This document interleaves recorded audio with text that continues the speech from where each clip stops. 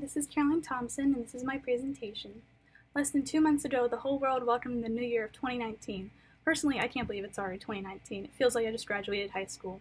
But as we continue to grow and go through the years, we become more knowledgeable, and the fact that we still have oppression and discrimination is a big problem. Correspondingly, this leads us to the term intersectionality. With an intersectional approach, the field of psychology of women requires you to have an open mindset to all things when working with others different from you, as well as understanding that every woman comes with a variety of social identity characteristics, and then lastly, recognizing that women still face oppression to this day. These three skills help us continue learning about others, especially women, to keep feminism growing. Just before you approach the field of psychology of women, you must forget about every poor judgment you've ever made about someone. This is going to help you construct a non-biased, open mindset for research. When conducting psychological feminist research, it's hard to keep bias out sometimes. That's why psychologist Elizabeth Cole proposed 3 questions. The first question is to ask who is included in this category. In order to be unbiased, you must figure out where and how you're going to recruit your participants. Are there going to be more races than others? Are there going to be more upperclassmen than others? Who knows? You want to focus on underrepresented groups to diminish as much bias as possible. With that being said, your results will not indicate a general global conclusion for any group.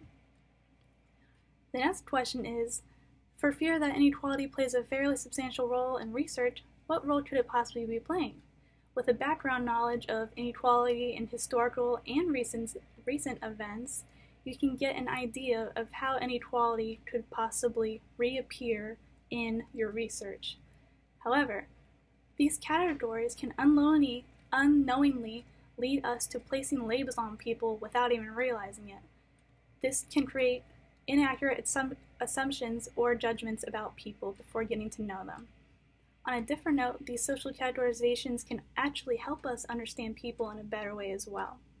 This is a prime example of why it's important that we approach the field of psychology of women with an open mindset. And lastly, the third question involves organizing social characteristics and how they connect similarities between each group or individuals. Seeing that, we can ask where and what are the similarities? Well, when we look at these characteristics, we do not look at them as individual characteristics, but as individual and institutional methods. In the end, what I found to be most interesting is that eliminating bias and adding intersectionality into feminist research is a whole different thing. You get to explore everything about women, not just their differences or similarities. Consider this next fact. In 2017 alone, 8 billion people lived on planet Earth. 8 billion people with all different kinds of backgrounds, experiences, and stories to tell us. That's just how, like women, come with different social identity characteristics. Like no single pair of fingerprints are the same, there's no such thing as a general guideline to being a correct or wrong way of living as a woman. It's very important to keep in mind, though, that our experiences and beliefs are not the same as everyone else's, thus saying that all of the influences in our lives create who we are today. The first step in recognizing there's a problem with oppression in women is that we understand that it still exists. We must fully gain people's attention in order for them to understand that it's still a thing. First, we have to understand that the gender pay gap is still a thing. Men, more than women, tend to shut that idea down because it doesn't necessarily affect them. However, women tend to pick more caregiving jobs, thus having a smaller salary compared to men who work higher paid jobs because of the set salary that was made years and years ago when women were the sole caregivers for men and their children at home while the men went off to work. To briefly recap what intersectionality is, the definition of it is a framework that describes the ways in which different types of oppression are interconnected and therefore cannot be examined separately. If each and every person on this planet greeted every person they ever came across with this intersectionality perspective, peace on earth would be much more possible.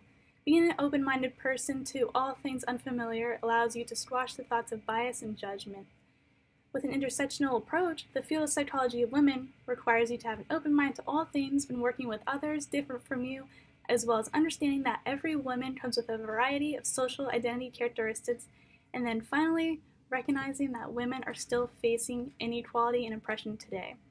Overall, we as humans as a species not only need to make the world a better place by helping ourselves, but by helping others as well. Years from now, I hope to look back and think how crazy it was that women were looked upon as less than men.